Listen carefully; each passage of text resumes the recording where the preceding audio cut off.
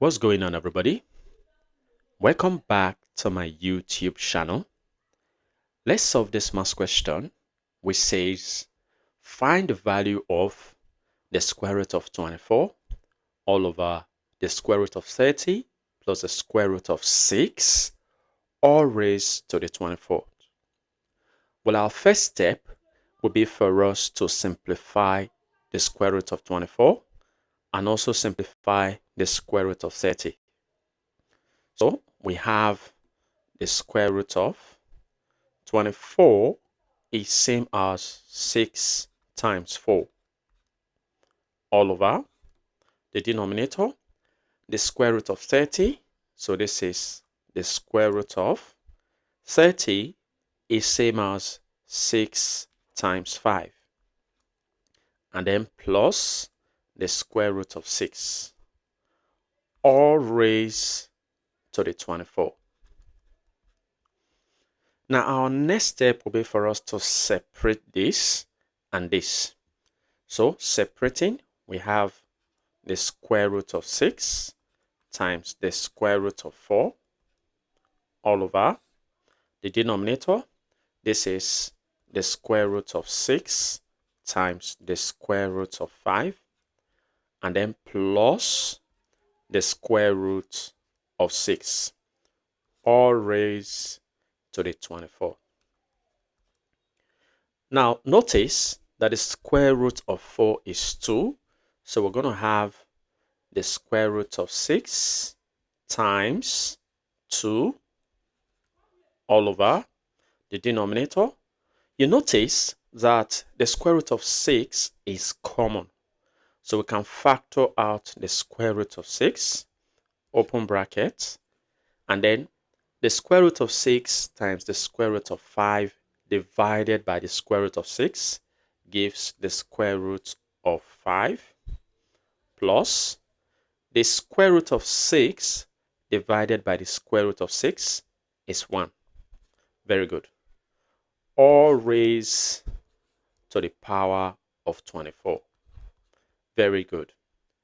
Now notice that the square root of 6 cancels out, leaving behind 2 all over the denominator, the square root of 5 plus 1, all raised to the 24. Very good. Now our next step will be for us to rationalize the denominator. So we have 2 all over the square root of 5 plus 1. Now to rationalize the denominator, that means we'll multiply by the square root of 5. Since here is plus, it will be minus here. 1. Divide by the same thing, the square root of 5 minus 1. So that is how to rationalize the denominator. So all raised to the 24th. Very good.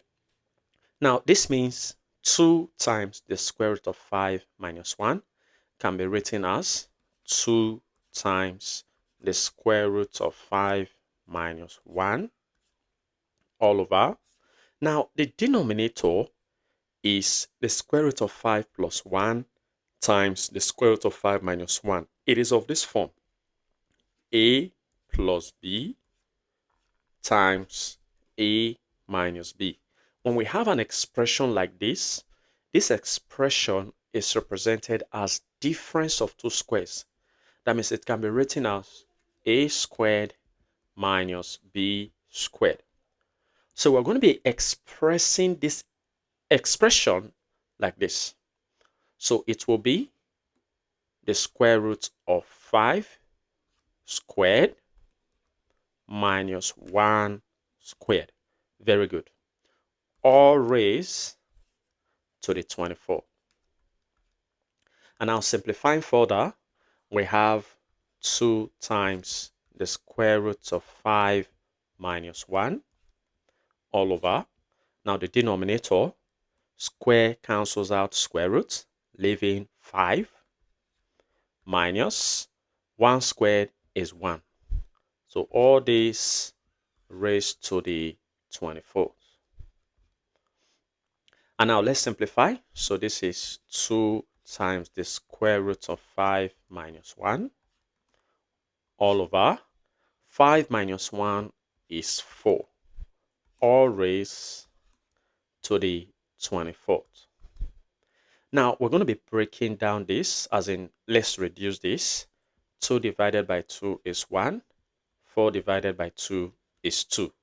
So we are left with the square root of 5 minus 1 all over the denominator 2, all raised to the 24th. Very good. We know that 24 is same as 3 times 8.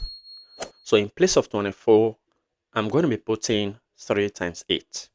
So we have the square root of 5 minus 1 all over 2, all raised to the 3 times 8, which gives 24. Our next step will be for us to apply the law of indices, which says when I have a to the m times n, this is same as a to the m in a bracket raised to the n. So we're going to be expressing this like this. So this can be written as the square root of 5 minus 1 all over 2, all raised to the 3. Then inside the bracket, raised to the 8. Very good. Now, we're going to be applying the law of indices once again, which says when I have a over b, all raised to the m, this is the same as a to the m all over b to the m. So we're going to be expressing what we have here like this. So this will be the square root of 5 minus 1 all raised to the 3 all over the denominator 2 to the 3 all raised to the 8. Very good. Very good. Now notice that the numerator is of the form a minus b all raised to the 3. And this has a property from binomial expansion as a to the 3 minus 3a squared b, and then plus 3ab squared minus b cubed. So we're going to be expanding this using this binomial expansion. So this becomes the square root of 5 cubed minus 3 times the square root of 5 squared times b is 1, and then plus 3 times a is the square root of 5, times b squared, b is 1, so 1 squared, and then minus b cubed, so that's 1 cubed. So that's the numerator all over the denominator. 2 cubed is 8, all raised to the 8. Very good. Now let's simplify this. Well, the square root of 5 raised to the 3 means the square root of 5 times the square root of 5 times the square root of 5. So when we multiply two of them, square root of 5 times the square root of 5, we get 5. And now remember, it will remain just the square root of 5. Good. So the square roots of 5 all raised to the 3 gives 5 root 5 minus 3 times the square root of 5 all squared. The square root of 5 all squared is the square cancels out the square root. So this is 3 times 5 times 1, which is 15. And then 3 times the square root of 5 times 1 square is 1. So 3 times the square root of 5 times 1 is 3 root 5. Very good. And then minus 1 cube is 1. all over the denominator 8. All this raised to the 8. Very good. So now let's simplify. Adding up like terms, we have 5 root 5 plus 3 root 5 gives 8 root 5. And then negative 15, negative 1 gives negative 16. All over 8. All raised to the 8. Now notice that 8 is common on the numerator, so we can factor out 8. Open a bracket. Now 8 root 5 divided by 8, I'll get root 5 minus 16 divided by 8, I get 2.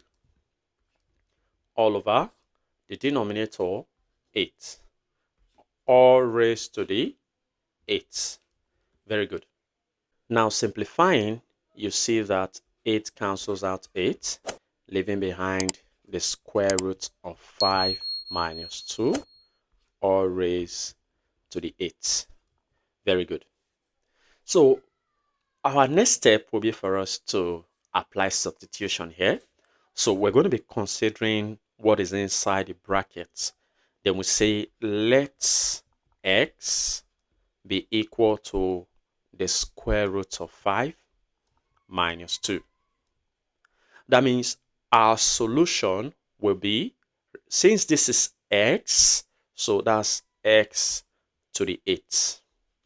So that means x to the 8 gives the whole of this expression, which is the square root of 5 minus 2 to the 8. So our focus will be on this. So we're going to be solving this until we get x to the 8. And when we get x to the 8, which is the same as this expression, that is going to be our final answer. So let's focus on this star. So what we're going to do will be, we're going to move negative 2 to the left-hand side. So we have x on the left. As negative 2 crosses to the left, it becomes plus 2 equal to root 5. Now, our next step will be for us to get rid of this square root. And we do that by taking the square of both sides. So take the square of both sides. We have x squared plus 2 times x times 2, which gives, okay, let me just write everything out. 2 times x times 2. Very good. And then plus 2 squared. This is equal to the right-hand side, square cancels out square root, leaving 5. Very good. So this expression is simplified as x squared plus 2 times x times 2 gives 4x, and then plus 2 squared is 4. And this is equal to 5. Now we're going to isolate x squared by moving these terms to the right-hand side. So we have x squared to be equal to, I've already got 5 here. As 4 crosses to the right, it becomes minus 4. And as 4x crosses to the right, it becomes negative 4x. So this becomes x squared equal to 5 minus 4 is 1 minus 4x. Very good. So this is going to be a recursive x squared. What does that mean? It means I'm going to be using x squared, which is this value for x squared, repetitively. So with that in mind, I'm going to give this double star because it is very special. So our next step will be for us to square both sides. So this is x squared. I'll square the left equal to the right-hand side. We have 1 minus 4x. I'm going to be squaring the right-hand side as well. Very good. So simplifying, we have 2 times 2 according to indices is 4. So this is x to the 4th, which is equal to, Now expanding this, we have 1 squared minus 2 times 1 times 4x and then plus 4x all squared. Very good. So now let's simplify. So we have x to the 4th to be equal to 1 squared is 1 minus 2 times 1 times 4x, that's 8x, plus 4x all squared is 16x squared. Very good. And now remember, we said we have a recursive x squared that we're going to be substituting. And that recursive x squared from our previous page, we have 1 minus 4x, and that's our double star. We're going to be using this, and we substitute this in place of x squared. We use that repetitively. So this becomes x to the 4th equal to 1 minus 8x plus 16. So what is x squared? X squared is this value, which is 1 minus 4x. Now let's open up this bracket. So this becomes x to the 4th equal to 1 minus 8x plus, now 16 times 1 is 16, minus 16 times 4x, I have 64x. Very good. So now let's simplify what we have here by adding up like terms. So x to the 4th now becomes 1 plus 4 is 17. And then negative 8x, negative 64x gives negative 72x. Very good.